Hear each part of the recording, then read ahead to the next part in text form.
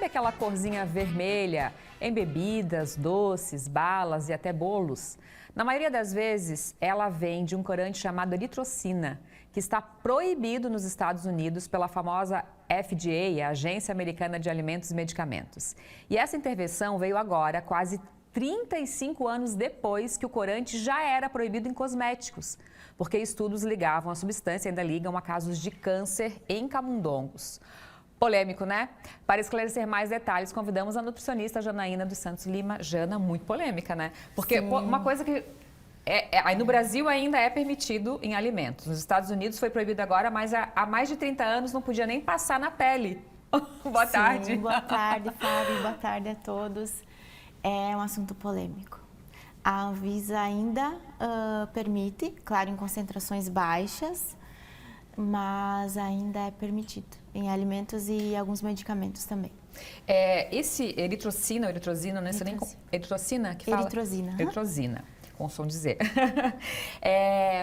Ele vem em forma de pó, aqueles corantes que a gente conhece mesmo, que a gente usa para fazer os bolinhos, essas coisas? Sim, ele é um pó e ele é fácil, a indústria utiliza porque ele é fácil de utilização e ele é barato. Uhum. Então, quando você compara um corante natural e o corante sintético, ele é muito mais fácil e é muito mais barato. Uhum. E existe natural? Existe essa possibilidade, Existe então? a possibilidade de naturais. Uhum. Tá, e esse sintético, e aí principalmente eu acho que quando a gente fala em usar em casa é mais fácil de evitar, né? Sim. Mas a gente consome ele em outras coisas, né, Jana? Em outros alimentos, sim. Como, por exemplo, geralmente, assim? Balas, refrigerantes e aí também alguns medicamentos também. Até no medicamento? Até no medicamento. Uhum.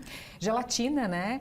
Que a gente, uma coisa que parece inofensiva, tem corante também, né? Tem corantes também, que as pessoas às vezes, a pessoa não está muito bem de saúde, às vezes come uma gelatina. Talvez nem sempre é a melhor opção, né? Então, é algo... Eu vejo essa decisão dos Estados Unidos como um alerta, algo assim para a gente atentar, para ter o hábito de olhar os rótulos dos produtos. Principalmente aquele produto que você utiliza frequentemente. Entendi. E aí lá nos Estados Unidos eles têm a base da alimentação deles, que é produtos alimentícios. Ainda aqui no Brasil a gente consome mais comida de verdade, se comparado, né, com lá. Então lá é mais, eu diria assim, é algo assim, é um assunto importante, mas lá é muito urgente. É muito lá. mais grave, né? É mais grave. O que diz esse estudo? Por que eles proibiram? Eu vi que tinha eu li alguma coisa que tinha uma pressão, né, das associações de saúde e tal, mas o que embasou a proibição? Assim, tu conseguiu alguma informação sobre isso? Então, eles falam muito, já faz um tempo já que os estudos relacionam os corantes, e aí eu falo de uma forma geral, os corantes sintéticos com possíveis riscos à saúde, entre eles hiperatividade, diabetes e câncer. Nossa, hiperatividade também? Também. Olha só. E no geral, o vermelho é o mais perigoso? Ou todos os corantes, porque a gente sabe que tem várias cores, né? Existe algum outro estudo dos corantes no geral, como você falou?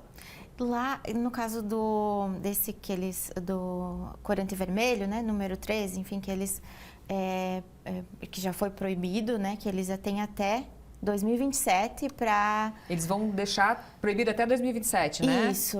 As empresas têm até 2027 para se adequar e aí, né, não utilizar mais. Então, ele foi mais relacionado a possíveis casos de câncer. Mas outros corantes, eles já têm sido relacionados a possíveis, né, danos como a hiperatividade, né, a diabetes. E como você falou, né, Jana, lá é muito mais intenso o uso deles, né? Sim. E aí, o que o governo fez? Pelo que eu entendi também, que é para prevenir, porque isso tudo volta para eles lá como custo depois no sistema de saúde, né? Sim. Justamente. Não é uma proibição por proibição, né? Tipo, não é só a preocupação com a saúde das pessoas, é a preocupação com o bolso do governo, né? Sim, tem isso também, porque aí quando você pensa no custo para a saúde pública, aí tem né, é maior.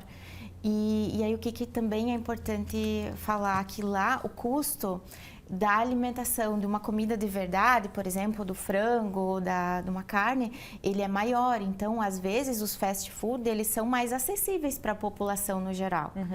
Então, por Infelizmente, isso, no Brasil também já está um pouco assim, né, também já Jana? está um pouco assim, sim.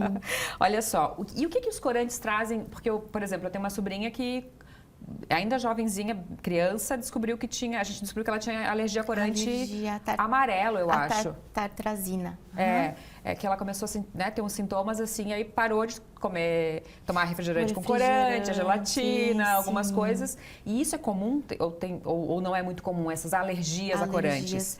Olha, eu acredito, e aí é uma opinião pessoal, que às vezes as pessoas têm sintomas alérgicos, mas nem sempre é diagnosticado que é em função daquele corante. Sim, demora para descobrir ou nem descobre, né? Isso, ou tem um desconforto após comer, mas nem sempre é diagnosticado. Porque parece uma coisa tão inofensiva, uma coisinha que faz só da cor, né? Sim.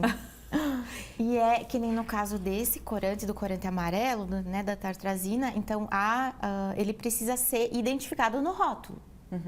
Então, e aí quem tem já tem que ler os rótulos, que não é muito fácil, né? Sim, a letrinha é pequena. No caso do vermelho, para a gente encerrar, quais são as alternativas para usar o natural ou, né, não consumir esse corante? A alternativa, no caso, né, do Brasil aqui, então é a gente ter o hábito de olhar o rótulo dos produtos. E aí evitar, né? Porque se está proibido nos Estados Unidos, porque não é coisa boa, né? Sim. E outra coisa, Fábio, que eles também têm investimento em pesquisa, que é muito grande. Então, também é algo importante que a gente também faça, né, no Brasil, esse incentivo à pesquisa, para se conhecer mais. Porque às vezes a consequência do corante é a longo prazo. Sim. Então, não é uma vez ou outra, né, como você falou, né? Isso, então precisa estudos a longo prazo. Tudo que faz mal, tudo que é demais faz mal, né? Sim. Jana, muito obrigada por ter vindo. Eu que agradeço. Volte outras vezes, uma excelente semana. Obrigada pelos também. esclarecimentos. Obrigada também. Até a próxima.